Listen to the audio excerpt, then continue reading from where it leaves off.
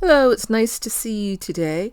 This month, for the first time this year, we're going to venture into the realm of things made by humans.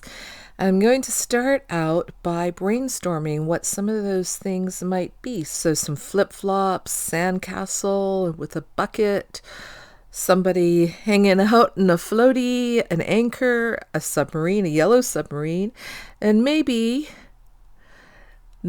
some buried treasure. And I'm going to start out looking at the flip-flops, something really easy. But let's make it not quite that easy. Let's add some footprints to the mix as well. Some human footprints, shall we? And I've chosen this really brightly colored piece of cloth, lots of pattern and color that's decidedly made by humans and definitely not natural. And I'm going to cut out the most patterned part of this cloth into fairly rough shaped ovals, but I'm not going to get too picky about this. So basically a long oval egg shape, maybe a little bit flatter across the top. And after I've cut one of them out, I can trim it down if I need to make the shape that I want of a flip-flop, and then to cut out the second one so it's about the same size. I'm going to use the first one as a template. I'm going to place them right sides together so that I get a mirror image rather than two left feet. And again, if I don't like the way they look, I can trim them.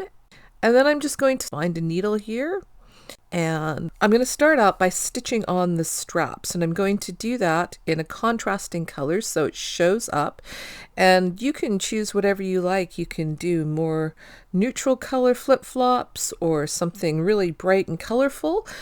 The only thing that to keep in mind is you want it to show up against the background, but I'll give you some tips on that as well if you feel like your pieces are not showing up too well. So I started roughly in the middle of my flip-flop, and I'm creating a line using stem stitch, which is the back side of back stitch. From the middle point there, add an angle out to the edge of my flip-flop, angling down towards the toe, but mainly in the top part of the flip-flop, not all the way down to the bottom. Take a look at a pair of flip-flops and see what they look like. And now, of course, you can do any other kind of sandals. You can do a sandal with a strap just straight across if you don't like flip-flops, or whatever you like.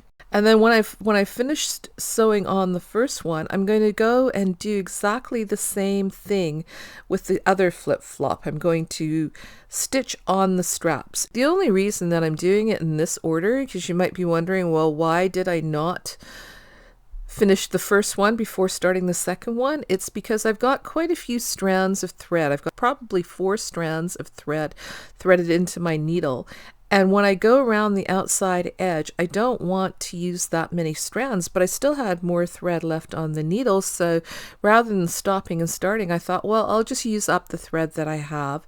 And then I will thread up the needle with one strand to go around the outside edge of my flip-flop. And now once the straps are done, those are pretty much secured to the background, so you don't have to worry about them falling off.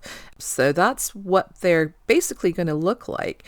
And now I'm going to find a thread that matches the color of my flip-flops a little bit more closely so that I can stitch with one strand all the way around the outside to secure those flip-flops right to my cloth. But before I do that, I decided that those stem stitches looked a little bit scruffy and I'd like to have them a little tighter. So I decided to, with that one strand of thread that I've already threaded up, to do what's called whipping those stitches. So what I'm doing is I'm basically wrapping this thread around the stitches by going through my stitch just on the top of the fabric. I'm not going through the cloth at all. I'm just going through the stitch, around the stitch, and around and around and around. And that just makes it look a little bit less scruffy. The stitches are kind of tied together with this thread being wrapped around them. And because I'm using a different color, it adds another design elements. The strap on my flip-flops has two colors in it now rather than just one solid color. And so now, finally, once I've finished whipping around the straps there, I'm going to start securing the flip-flop firmly down to the background cloth there. If your cloth holds together quite firmly and it's not tending to fray, you can get away with just using a whip stitch, which is just going around and around and around. But if your cloth is more likely to fray, then a blanket stitch might be a better choice. Also, if you're finding that your cloth, your flip-flop cloth, is not showing up against your background too well, then using a blanket stitch in a strongly contrasting color that shows up well against the background can be a really good choice to help your flip-flop to show up a little bit better, because a blanket stitch creates that sort of line around the outside edge, which will help your flip-flop to show up. So those are two perfectly good choices if you don't want a really decorative and obvious outside edge. You could also probably do a running stitch, but then you might find that the outside edge of your flip-flop frays, and if you like that look, that would be a good choice as well. So I'm just going to go all the way around doing this stitch until I get all the way back to the beginning. And then when I've done one flip-flop, I'll go ahead and do the other one as well. In exactly the same way. Just start somewhere and use a whip stitch to go all the way around the outside edge. And this one, as you can see, the top edge of it butts up against the top edge of my background cloth. So I'll just go through both pieces of cloth there. And there you go. There are my flip-flops. But I'm not finished here. I thought it would be nice to have some wet footprints in the sand. But I'm not going to use cloth for that, because just like wet footprints, they don't have any thickness or depth.